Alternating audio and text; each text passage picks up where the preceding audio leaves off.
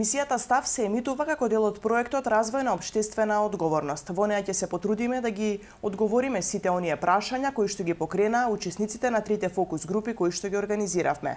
Проектот финансиски е поддржан од Фондацијата Отворено општество Македонија. Вечерва разговараме со директорката на Основното училиште Христијан Карпош, Лилија Костиќ. Добро вечер, благодарам што одвоивте време за ова гостување. Добро вечер и за вас и за публиката. Благодарам на поканата. Основното училиште Христијан Карпош наскоро одбележува 60 годишен јубилеј. Така, нашето училиште, Основното училиште Христијан Карпош од Куманово, функционира од 1959 година. Оваа година треба да одбележиме јубилеј 60 години од постоење на училиштето. Подготовките за одбележување на јубилеот започнаа уште во септември, кога на состанокот одредивме тим наставници, односно комисија за одбележување на патронен празник, под раководство на наставникот Билјана Петровска. И од тогаш веќе започнавме со идејно и планско решение на одбележувањето на патрониот празник. Паралелно со учениците и наставниците работат на кореографија, на точки, подготвивме еден документарец во кој голем придонес дадовте и вие во снимањето и реализацијата на документарецот, така да сметам дека ќе биде многу убаво, ќе биде интересно. Во февруари ќе го одбележиме јубилеот. Најверојатно ќе биде 22 февруари во салата на театарот на Куманово, поради затоплување и ладно време. Сигурно ќе бидете и вие поканети и по широката јавност. Тоа е околу патрониот празник. Која е тајната на успешната приказна на вашето училиште? Мислам дека и во градот е училиште со најголем број на ученици. Така, значи, она што го одбележува или става печат на нашето училиште се добрите ученици, значи голема бројка на ученици, имаме 1280 ученика, имаме 92 вработени, од кои 75 се наставници. Значи тоа се едно од поразвиените училишта. Она што става печат, реков, нашето училиште, односно обрнува поголемо внимание на воспитната и образовната компонента на учениците. Доказ за тоа се добрите резултати на нашите ученици кога ќе заминат во средните училишта. Значи тоа како информација го имам и пофалба од сите директори од средните училишта. Пофалени сме на советот неколку пати, значи секоја година кога ќе одиме да браниме годишна програма и извештај, секогаш само пофални зборови за нашите ученици. Правивме анализа на резултати, значи односно на успехот на учениците кога завршуваат 9 оделение кај нас и завршуваат после завршување на прва година во средно училиште, одстапување во оценување е 0,08. Тоа е многу значително малку. Тоа значи дека оние што биле одлични, сигурно остануваат одлични во средно училиште, оние што биле многу добри, реално, транспарентно и заслужено оценување од страна на наставниците. Тоа е првата. Освоени награди на многу општински, регионални, државни надпревари исто така е значајна заслуга и на учениците, но и на наставниците. Убави приредби, значи секоја година за патронен празник познати сме по тоа што секогаш имаме уникатна и убава приредба и вклученост на нашето училиште во голем број на проекти. Тоа може да биде како печат на нашето училиште. Училишната зграда е во релативно солидна состојба. Задоволни сте од условите во кои што се одвива наставата и потребни ли се одредени реконструкции? Значи не би кажала дека е во релативно добра состојба, затоа што училиштето е градено во 74-та, 86-та е пуштено во употреба. Од тогаш до ден денес не е направена некоја позначителна голема реконструкција, почнувајќи од кровот кој е уште со азбестни плочи, кои се канцерогени, штетни, во фаза на распаѓање, значи драстично лоша состојба, фасада која исто така е во лоша состојба, подовите во училиштето, како и оградата. Значи, дворот. Дворот не е среден, тоа ќе дискутираме малку подоцна, меѓутоа, внатре, во училиштето, со собствени средства, е релативно добро. Направени се услови за непречено одвивање на воспитно-образовниот процес, значи имаме убаво средени училници, имаме убаво среден хол, ходници, санитарни јазли во едно крило се нови, во другото крило веќе имаме изготвен проект. Значи внатрешноста на училиштето е супер. Меѓутоа, кога ќе го погледнете од надвор, така делува и на вистина веќе фасадата се руши, опасна е и за учениците, и за наставниците, за сите кои поминуваат покрај училишната зграда. Меѓутоа, тоа се големи инвестиции, бидејќи станува збор за троспратно училиште со голема квадратура, кој навистина бара огромни финансиски средства за да се санира она што е неопходно. Кога го споменавте дворот, токму во дворот беше определен простор за доградба на 10 училници. Меѓутоа, генералниот и деталниот урбанистички план тоа го закочија. Пропаднаа ли планираните средства? Вака, во 2015 година, во соработка со Министерство за образование, отпочнавме со подготвување на документација за доградба на 10 училници, затоа што училиштето има проблем со простор. Сите простори во училиштето се полни, односно се адаптирани во училници, некои се по стандарди, некои се и помали од стандарди, од причина што имаме голема бројка на ученици, а немаме простори. Како резултат на тоа, значи, почнавме со подготвување 2015. Вие знаете, локална, централна власт е тоа, значи и покрај тоа што беше завршен проектот за доградба на 10 училници, го имаме одобрено, се тоа до реализација не дојде. Минатата година веќе се обезбедени финансиски средства за реализација доградба на 10 училници и е доставен проектот до општината.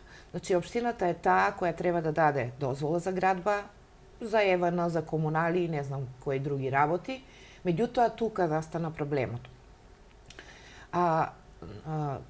Нивно образложение е дека не се согласува ДУП и ГУП, градежната парцела, каде што треба да се гради училиштето, и тоа значи дека барањето од МОН за доградба е одбиено. Значи, средствата верувам дека не се изгубени, меѓутоа, што ќе стане понатаму зависи од промена на закон за градба.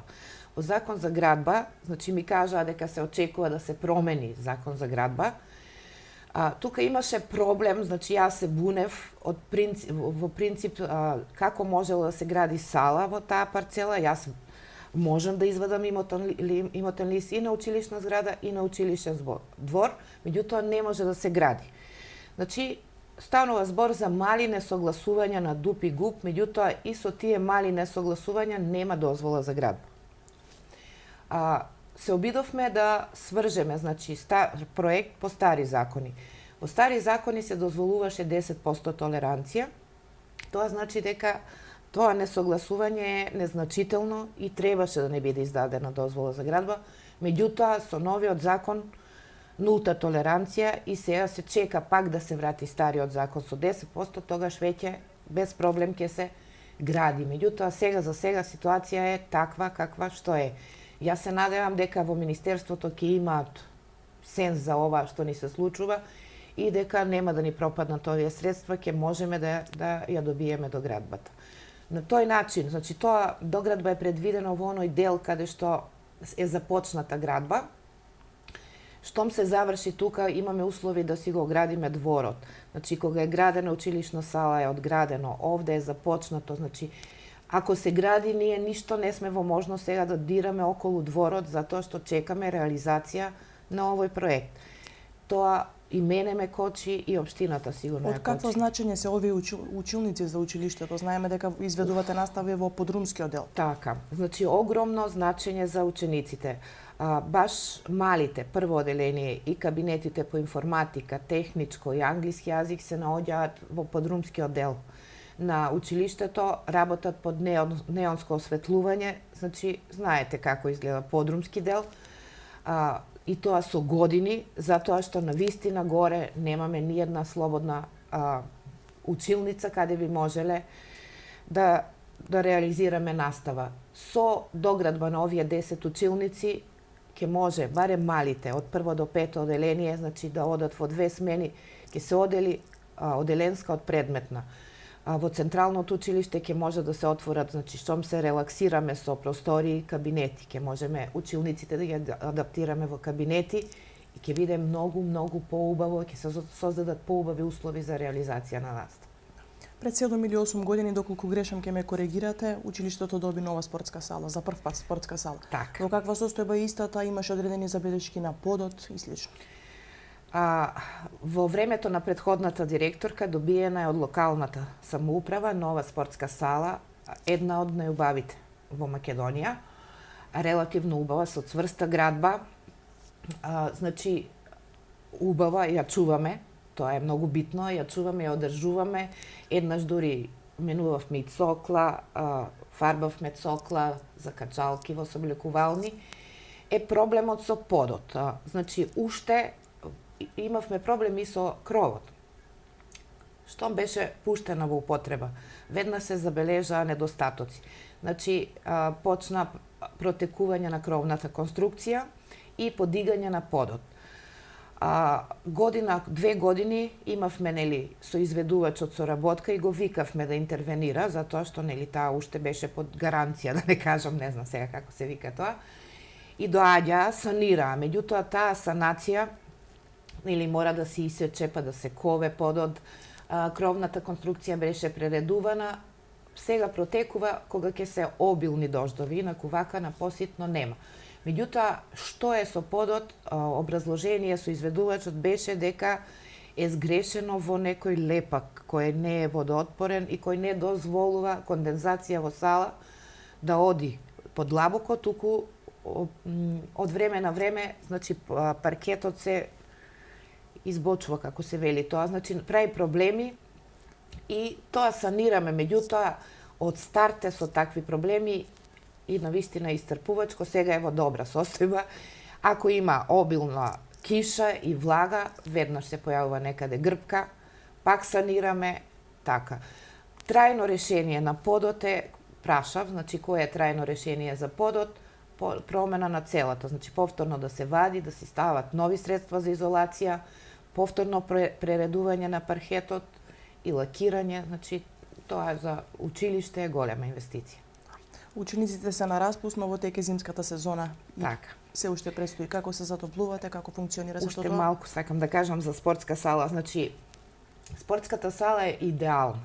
Значи, толку учениците се задоволни од салата, обожаваат да одат на часови на физичко. Екипните спортови се исто така многу развиени, значи добри сме во одбојка, добри сме во кошарка, добри сме во ракомет, значи како училиште. Малите се одушевени, значи оделенска настава нема шанси да смениш час ако не е физичко, се оди во сала. Сега околу затоплување, ние од почеток на грејна сезона до сега немавме ни еден ден без парно затоплување. Релативно е добра. Со тоа рековме ние предминатата година ги сменивме прозорците во крилото на оделенска настава, така да затоплување во училници е супер. Немаме проблеми, имаме проблеми единствено тогаш направивме, значи кога е правена спортска сала, направен е бајпас, тоа значи дека е поврзана со централната зграда и парното во сала. Меѓутоа, изведувачите направиле некои грешки во монтирање на калорифери, ги ставиле обратно и дуваат обратно, така да малку е послабо затоплување во сала и водиме сметка, по стандарди за изведување на часови по физичкот, идеална температура треба да биде околу 10 степени. Штом се намали температура, знаат професори по физичко, знаат оделенците, настава се изведува во училница, за да не дојде до заболување на учениците. Значи, тука имаме малку проблем. Не може или најверојатно парното во централната училишна зграда нема толку капацитет за да затоплува толку голема квадратура и сала и училиште и тоа се забележува најмногу во сала. Инаку централната зграда е супер. Под ваша надлежност е и подрачното училиште во населбата Иго Тричковиќ, попозната меѓу Кумановци како Пуковско. Условите за работа таму се сосема поразлични, имавте одредени санации на дел од просторот, но мислам дека е потребна реконструкција на целата зграда. 1986 е почнато, 96 е започнато со работа училиштето, подрачно училиште во населба Иго Тричковиќ. Тука проблем настанува со разрешување на имотно-правни односи. Значи, од тогаш до ден денеска, ниеден директор до сега, па еве гледам ни јас, не можам да ги решам имотно-правните односи со тоа училиште. Значи, училиштето е направено, не знам ни јас како е направено, на дел од училишната зграда исто така зафаќа приватно земјиште, а училишниот двор е на 13 сопственици. Значи, тоа е процедура која треба да ја реши општината, за да можеме ние како училиште да извадиме имотен лист и било каква санација. И да добиеме проект без дозвола за градба, ние не може да го реализираме. Она внатре, значи, убави се, нови ќумбетчиња, топло, чисто, санација на вециња, доле една училница е санирана. Сега горе ќе ги сменам подовите, значи се договоривме веќе со фирма. Она што можеме ние, внатре, со мали инвестиции, работиме. Меѓутоа, за поголеми проекти, не можам од причина што уште не е решен имотно-правниот спор. Еве, под ваша надлежност се 2 училишта. Колку е тешко да се менаџираат овие образовни установи? Вака, кога секој човек има идеја, кога ќе стане, нели, менаџер, посебно тоа е предизвик за секој од нас, нели? Мислев дека е многу полесно, меѓутоа не било така. Оваа функција носи многу голема одговорност и многу труд и многу залагање. Тоа е, кажав, и развиено училиште со едно централно и 2 подрачни училишта, со голем колектив, со различни карактери. Времето во кое станав менаџер носеше одредени предизвици, промени во образовниот систем во Република Македонија. Тогаш започна екстерното, што се покажа како утка. Тогаш започна воведување на некои програми пренесени од Запад, Кембридж и ред други работи. Некои нови изборни предмети, значи се тоа што направи голема штета во воспитно-образовниот систем, а ние тоа требаше заедно со колективот, нели, да го износиме мачно на грб. Меѓутоа, последиците на сето ова се чувствуваат. Имаме, нели, повеќе вложуваат труд наставниците, помали резултати. Зошто? Затоа што се оптеретени, нели, со администрација, дупли дневници, електронски дневник, хартиен дневник, подготовки електронски, подготовки пишана, извештаи овакви, онакви. Значи, сето тоа допринесува да паѓа мотивација и кај наставниците, па и кај мене за поголеми постигања. Иако во училиштето можам да кажам дека има добар тим на вредни, одговорни, совесни и тоа млади луѓе, релативно млад колектив, кои сакаат да работат, сите овие пречки, еден менаџер треба тоа да го извлече од нив, јас тоа го правам, меѓутоа треба и на некој начин да ги мотивираш, да ги наградиш. Ограничен си со средства, ограничен си со законска регулатива за професионално напредување. Сето тоа допринесува да се ствара некое, не знам како да кажам, сивило во воспитно-образовниот систем. Не зборувам лично за себе, зборувам и за сите. Иако генерално во Република Македонија, иако се почне со промени, треба што побрго и што поскоро да се започне со тие промени, да се профилира наставен кадар, да се средат законски рамки во кои можат, до каде можат да одат родителите, наставниците, учениците. Премногу права се дадоа и на родителите, и на учениците. Никаква мотивација, значи финансиски средства, поголема плата за наставниците. Значи, навистина тешко време за менаџирање. Но, благодарение на ентузијазам и на млади луѓе кои работат несебично, кои работат за своја лична сатисфакција, нели, кога ќе легнам навечер да знам дека денеска сработев и денеска постигнав резултати со моите ученици, имаме резултати, навистина прекрасни деца, прекрасни резултати, прекрасни манифестации, приредби, спортски активности, соработка со родители. Тоа е макотрпна работа. Слободно можеме да кажеме дека во градот сте меѓу водечките училишта кои работат на бројни проекти. Соработувате со бројни училишта од светот, често имате гости, но и вие заминувате во посети. Така. Моментално сега училиштето работи на 9 проекти. Едниот од проектите е инклузивни партнерства во заедниците преку Фондација Чекор по Чекор. Тука сме партнери локална самоуправа, Порака наша, нашето училиште, Браќа Миладиновци и Земјоделското училиште, не беше Наце Буѓони, Земјоделското, Киро Бурнас. Тоа е едниот проект. Вториот проект е со Коалиција Сега од Прилеп, каде што работиме на индекс на детски права и ученик правобранител и ученички парламент, ученичка заедница. Тука е, значи, патувањето во Троген, 15, минатата година одеа 16 ученика, оваа година чекам уште позив. Значи, тоа се проекти што се овде, во Македонија. Преку Еразмус Плюс, Национална агенција на Македонија, имаме добиено 7 проекти, од кои едниот е веќе завршен, 6 се уште во тек. Тоа се едниот е К1 проект, тоа е само за професионално усовршување од овие 6. Другите 5 се со различна тематика, меѓутоа се вклучени и наставници и ученици. Во сите овие проекти учествуваат и наставниците и учениците. Што е добро? Значи, главен координатор на сите овие Еразмус Плюс проекти е Ана Нојковска, професор по англиски јазик, и секој од овие проекти има свој координатор. Сите се избрани со различна тематика, значи имаме проект за екологија, имаме проект за роботика, имаме проект за англиски јазик во природна група на предмети, имаме проект за ранлива група на деца, тоа се деца на разведени родители, значи сите и се соодветно одредени тимови за реализација. Добро во овие проекти е тоа што излегуваме од рамките на државата. Значи излегуваме, имаме партнери од Турција, Италија, Финска, Шпанија, Румунија, кои беа уште, значи имаме многу партнери.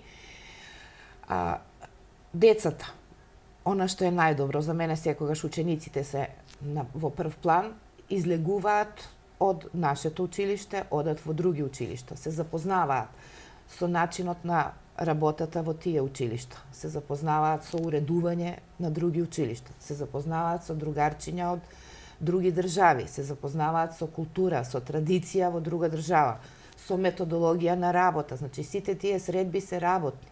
Значи, таму се оди и се држат работилници, часови, се оди на посета на часови. Истото е и кога ќе дојдат кај нас. Значи, ние се трудиме да покажеме се она што е најдобро од нас. Од пречекот до посета на часови, културни знаменитости овде што се дружење, социјализација, учење на англиски јазик, значи сето тоа се придобивки на било кој од овие проекти. Отворени часови, онлайн часови, значи линковско одржување на часови, пријателства кои можеби ќе траат, значи многу придобивки и задоволство ми е што гледам дека скоро сите училишта во Куманово почнаа да работат.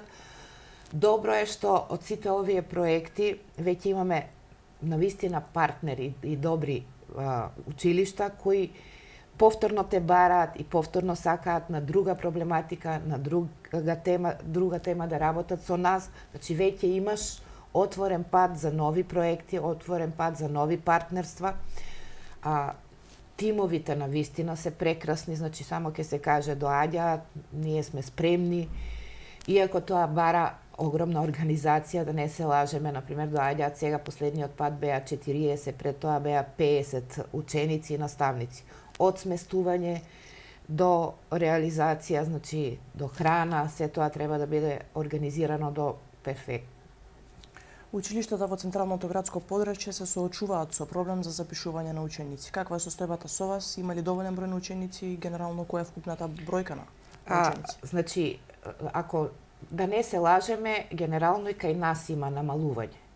Трендот што е во цела држава, поради одселување на цели семејства на запад, посебно на ученици од ромска популација, веќе заминаа, значи голем дел, некои се враќаат, некои остануваат, но има и наши семејства што веќе заминуваат на време на работа и штом ќе заминат, ретко кои се враќаат.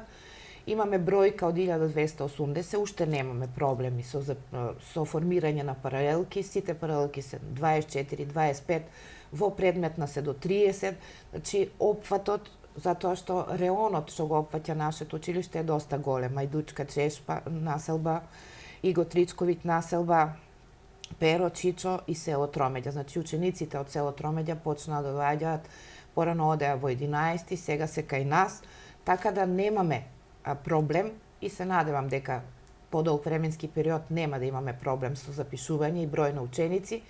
Ретко кои ученици одат во централно, најчесто тие што се целодневна, нели?